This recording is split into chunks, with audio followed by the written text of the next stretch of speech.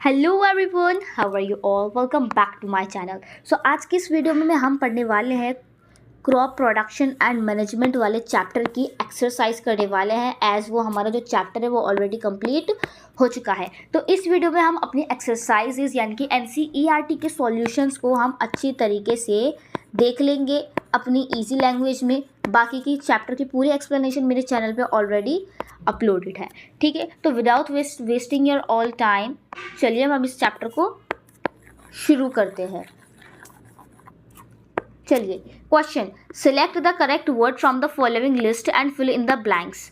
तो हमें following correct word को चूज करना है और फिल इन द ब्लैंक्स में फिल करना है। The same kind of plants grown and cultivated on a large scale at a place is called. देखो, जब सेम काइंड के प्लांट्स उगाए जाते हैं और कल्टीवेट किए जाते हैं किस पे, लार्ज स्केल पे, तो उसको कहा जाता है। तो इस क्वेश्चन का आंसर होगा हमारे पास, मैंने आपको बताया था स्टार्टिंग में ही हमने पढ़ा था, जब सेम काइंड से उगाए जाते हैं तो उसको बोला जाता है क्रॉप्स। तो यहाँ पे आंसर आएगा हमारे पास क्रॉप्स। ठीक है, तो ये हो चुका है हमारा डन। इस तरीके से राइट लगा देंगे। Next question, the first step before growing crop is. जो क्रॉप को उगाने से पहले जो हमारा फर्स्ट स्टेप होता है that is dash of the soil, यानी कि प्रिपरेशन ऑफ द सॉइल। मिट्टी को ही तो प्रिपेयर करेंगे, यही हमारा फर्स्ट स्टेप होगा। तो प्रिपरेशन यहाँ पे लिख देती हूँ बाकी का। ठीक है, इसको भी हम अपना कट कर देंगे। Next question, damaged seeds would dash on top of water. Damage seeds जो होते हैं, जो खराब सीड्स होते हैं, जो हॉलो सीड्स होते हैं, वो पानी के कहाँ पे तैरते हैं, वो क्या करते हैं, टॉप वाटर के ऊपर होते हैं। तो आप देख सकते हो कि जो वाटर के ऊपर होगा बेसिकली क्या होगा, फ्लोट करेंगे। क्या करेंगे, फ्लोट, FLOAT, यानी कि वो पानी के ऊपर फ्लोट करते हैं। डी पार्ट है हमारा for growing a crop. Crop को उगाने के लिए sufficient sunlight and dash from the soil and essential. तो क्रॉप को उगाने के लिए सफिशिएंट सनलाइट और क्या ज़रूरत होती है, फ्लोट भी हो गया हमारा। अब बस दो ही चीज़ें बची हैं, न्यूट्रिएंट्स एंड वाटर, और यही दो चीज़ें हमें, यही सारी चीज़ें उनको प्रेजेंट होती हैं, सनलाइट एंड nutrients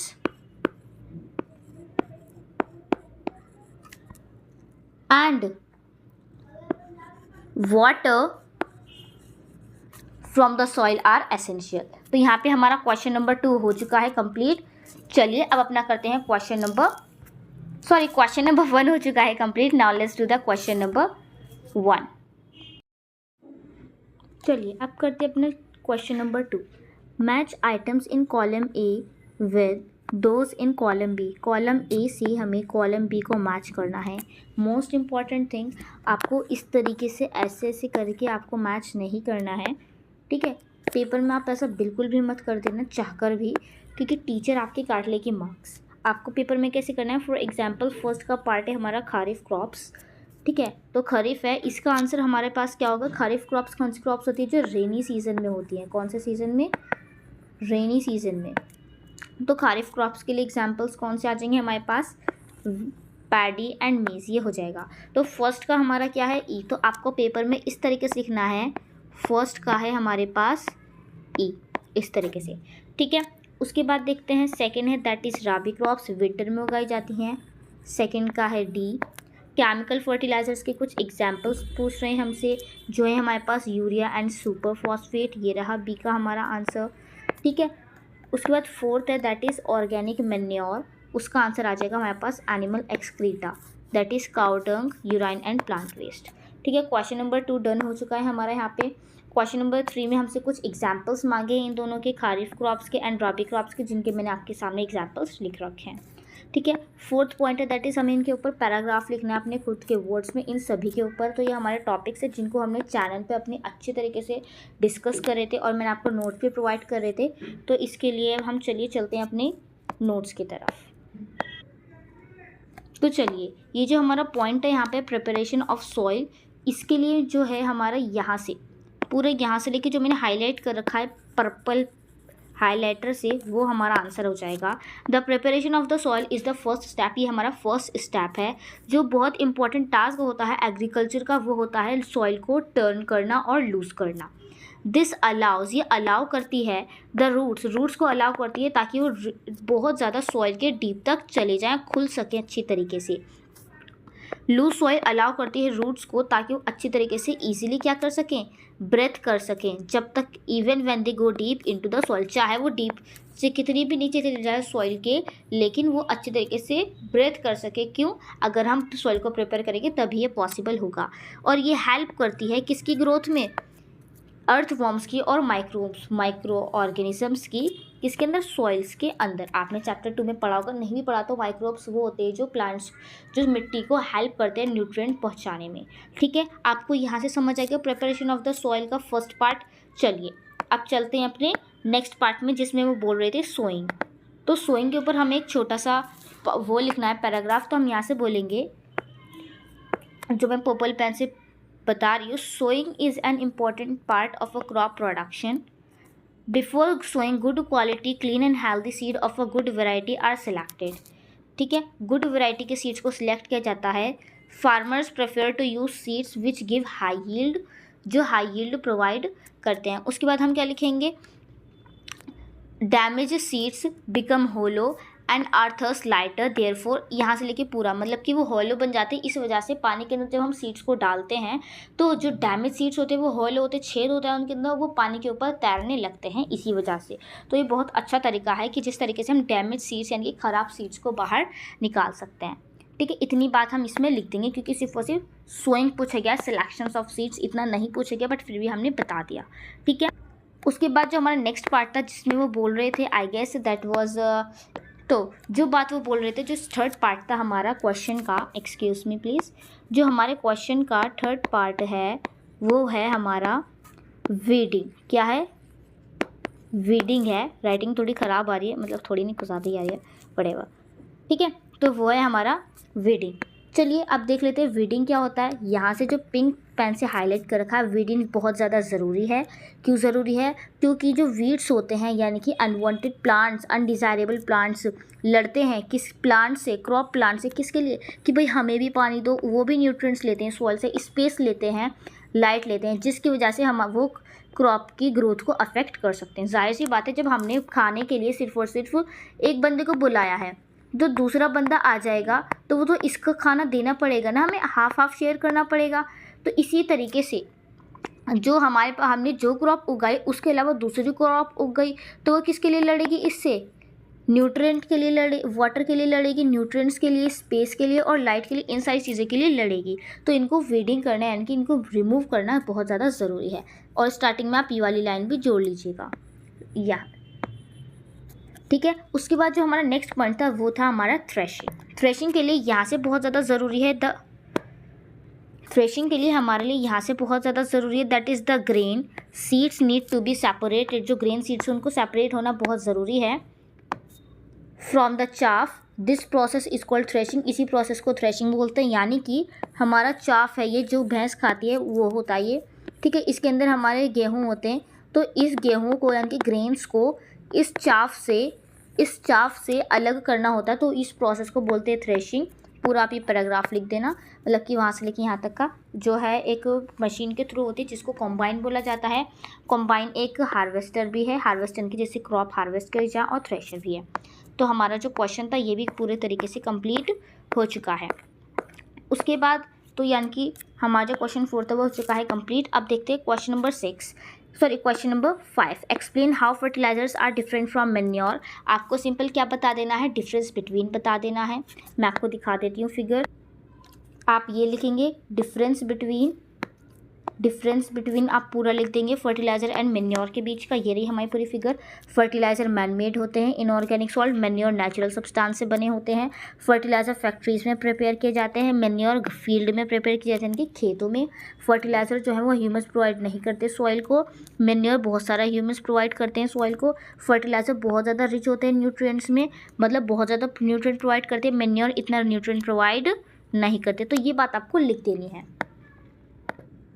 तो हमारा क्वेश्चन 5 भी हो चुका है कंप्लीट। क्वेश्चन नंबर 6, इरिगेशन क्या है? Describe 2 methods of irrigation which conserve water, जो वाटर को बचाते हों। चलिए देख लेते हैं अपने 2 मार्क्स। इस आंसर को मैं ज़्यादा बड़ा नहीं लिखवाऊंगी, तो जो अब मैं आपको सिंपल अंडरलाइन बता रही हूँ वही आपको लिखना है। तो देखो यहाँ से लेंगे, the supply of water to crops at regular intervals is called irrigation, यानी कि जब हम अपनी क्रॉप्स को पानी देते हैं उस प्रोसेस को इरिगेशन बोला जाता है। सबसे पहले आपको ये बात लिखनी है, अच्छी तरीके से देख लीजिए, ठीक है। मैं आपको नोट्स में से बता रही हूँ ताकि आपको ज़्यादा याद करने की ज़रूरत ना पड़े। उस प्रोसेस को इरिगेशन बोलते हैं। उसके बाद हम क्या बोलेंगे, ये 2 तरीके बताने हैं, कोई 2 तरीके। तो जो 2 तरीके हैं उसके लिए मेथड्स हैं जिससे हम पानी बचा सकते हैं, तो वो है स्प्रिंकलर सिस्टम और ड्रिप सिस्टम। स्प्रिंकलर सिस्टम में हम बोलेंगे कि ये पूरा ही आपको लिख देना, ये मैंने आपको बहुत ज़्यादा शॉर्ट करके बता रखा है। Sprinkler system and drip system आपको दोनों लिख देने हैं प्रॉपर वे में। समझा देती हूँ दोबारा। स्प्रिंकलर सिस्टम बहुत ज़्यादा यूज़फुल है जहाँ पे पानी की बहुत ज़्यादा कम हो। क्यों हो, अब इस फिगर से पूरी अच्छी तरीके से समझ लीजिए। होता क्या है, जो बात मैं बोल रही हूँ वही यहाँ पर लिखी हुई है। पाइप्स जो होते हैं वो जॉइंट होते हैं एक दूसरे से। पंप के थ्रू पानी ऊपर आता है। जैसे ही पंप ओपन होगा पानी जाएगा पाइप्स में। जब पानी जाएगा पाइप्स में तो इन पाइप्स के टॉप पर क्या है, रोटेटिंग नोजल्स। देखो यहाँ पे लिखा हुआ है rotating nozzles on top. Top पे क्या है, रोटेटिंग नोजल्स है जो मेन पाइप से जुड़े हुए हैं। जैसे ही पानी आएगा ये मूव करने लगेंगे, इनके इसी तरीके से गोल गोल घूमेंगे और ये ऐसे करके स्प्रिंकलर होने लगेंगे क्रॉप्स के ऊपर। तो बोल रखा है कि ये इस तरीके से स्प्रिंकल होता है जैसे कि रेनिंग हो रही हो, यानी कि बारिश हो रही हो, ठीक है। ड्रिप सिस्टम क्या है, ये ड्रिप सिस्टम क्या है, पानी डिप ड्रॉप बाय ड्रॉप करके गिरता है, बिल्कुल रूट्स के पास पाइप बने हुए हैं। इसमें भी ऐसे होता है, पंप के थ्रू पानी आता है, इससे जितने भी पाइप से जुड़े हैं मेन पाइप से, और ड्रॉप करके पानी गिरता रहता है जब पंप ओपन किया जाता है, ठीक है। ये बहुत ज़्यादा यूज़फुल है जहाँ पे पानी की कमी है, ठीक है। तो यहाँ पे हमारा ये जो क्वेश्चन था ये भी कंप्लीट हो गया। कौन सा क्वेश्चन था ये हमारा, क्वेश्चन नंबर 6 हो चुका है हमारा कंप्लीट। क्वेश्चन नंबर 7 क्या है, if wheat is sown in the kharif season what would happen, discuss. अगर खरीफ सीजन के अंदर यानी कि रेनी सीजन में गेहूं को उगाया जाएगा तो क्या होगा। तो इसका आंसर मैं आपको यहाँ पे लिखकर दिखा देती हूँ, ध्यान से सुनिएगा। क्रॉप है जो बोई जाती है हमारे विंटर सीजन में, क्योंकि इसको ज़्यादा पानी की ज़रूरत नहीं होती। तो अगर हम रेनी सीज़न में यानी कि अगर हम इसे खरीफ सीज़न में उगाएंगे तो ये क्या हो सकती है, डैमेज हो सकती है और प्रॉपर तरीके से नहीं उग सकती। सिंपल सी लैंग्वेज में सिंपल सा आंसर, ठीक है। चलिए उसके अब जो हमारे ये जो क्वेश्चन है, ये वाला जो क्वेश्चन है, कौन सा क्वेश्चन था ये हमारा, क्वेश्चन नंबर 8, ये भी हो चुका है कंप्लीट। चलिए क्वेश्चन नंबर 9 है, what are weeds, how can we control them. तो इसका आंसर भी हमारे नोट्स के पास ही है, चलिए चलते हैं। सॉरी, तो यहाँ पे हमारा जो ये है वीड्स जो है, बहुत ये जो पूरा पार्ट है रेड कलर से जो मैंने मार्क कर रखा है, आप ये लिख देना। जो वीड्स है वो अनडिजायरेबल प्लांट्स हैं, यानी कि ऐसे प्लांट जो अपने आप उग जाते हैं और प्लांट्स से लड़ते हैं न्यूट्रिएंट्स के लिए, स्पेस के लिए और लाइट के लिए। पूरा यहाँ से लेके यहाँ तक का आपको लिख देना है। उसके बाद आपको बताना है कि वीडीसाइड्स किस तरीके से इनको रिमूव कर सकते हो। तो आप अगेन ये पूरा पैराग्राफ लिख देना। वीड्स जो है कंट्रोल किए जा सकते हैं वीडीसाइड्स से, कुछ केमिकल्स का यूज़ करके। जो केमिकल्स हैं उनको वीडीसाइड्स बोलते हैं। एग्जांपल्स हैं 2,4-D, ये क्रॉप्स पर स्प्रे किए जाते हैं जिसकी मदद से वीड्स हमारे किल हो सकते हैं। ये क्वेश्चन भी हमारा डन। चलिए नेक्स्ट क्वेश्चन पर चलते हैं। तो क्वेश्चन नंबर 9 भी कंप्लीट। क्वेश्चन नंबर 10 बोला गया हमें इन फॉलोइंग बॉक्सेस को प्रॉपर ऑर्डर में करना है ताकि एक फ्लो चार्ट बन सके शुगर केन क्रॉप प्रोडक्शन का। तो सबसे पहले हम सभी जानते हैं कि कुछ भी ग्रो करने से पहले हमें क्या करनी होती है, अपनी प्रिपरेशन ऑफ सॉइल। तो ये क्या हो जाएगा हमारे पास फर्स्ट स्टेप, मतलब कि आप इसको पहले लिखेंगे प्रिपरेशन ऑफ सॉइल। उसके बाद क्या करते हैं, प्लगिंग द फील्ड, ये हो जाएगा हमारे पास सेकेंड। तीसरा क्या आ जाएगा, सोइंग, ये हो जाएगा हमारे पास थर्ड, मतलब कि आपको फिर थर्ड में ये बनाना है। उसके बाद सोइंग करने के बाद हम क्या करते हैं, अपनी क्रॉप में मैन्योरिंग करते हैं, ये हो जाएगा हमारे पास फोर्थ। उसके बाद करते हैं इरिगेशन, यानी कि क्रॉप प्रोडक्शन को अपना पानी देते हैं, क्रॉप्स को पानी देते हैं, ये हो जाएगा 5। फिर हार्वेस्ट करते हैं, दैट इज़ हो जाएगा 6, और ये लास्ट वाला फर्स्ट हो जाएगा हमारे पास 7। ठीक है, तो ये सारे हमारे प्रोसेस हो गए। क्वेश्चन नंबर 10 पूरा कंप्लीट। क्वेश्चन नंबर 11 ये तो पजल्स जो इतना इम्पोर्टेंट नहीं है, तो यहाँ पे हमारा ये जो पूरा चैप्टर है ये हो चुका है पूरी अच्छी तरीके से कंप्लीट, जिसमें कि मैंने आपको नोट्स भी प्रोवाइड कर रखे हैं और एनसीईआरटी सॉल्यूशंस भी पूरी तरीके से कंप्लीट हो चुके हैं। अब जब हमारी ये सारी चीज़ें कंप्लीट हो गए तो गाइस प्लीज़ इस वीडियो को लाइक करना, और मेरे चैनल को सब्सक्राइब करना बिल्कुल भी मत भूलिएगा, ठीक है। और हाँ, अब आपको 2 दिन का टाइम मिलेगा, आपके पास कुछ ही टाइम बाद आपके पास एक वीडियो आएगी जिसके अंदर आपको मैं कुछ एक्स्ट्रा क्वेश्चंस दूंगी ताकि आप इस चैप्टर के लिए अच्छी तरीके से प्रिपेयर हो सकें। और ये जो हमारा चैप्टर है क्रॉप प्रोडक्शन एंड मैनेजमेंट वाला जो चैप्टर है, ठीक है, इसके आप अच्छी तरीके से नोट्स याद कर लेना ताकि, क्योंकि उसी के अंदर से आपका पेपर बनेगा जो मैं आपके लिए बनाऊंगी, ठीक है। तब तक के लिए take care and bye bye and don't forget to like, subscribe and share my video. Thank you, take care and bye bye.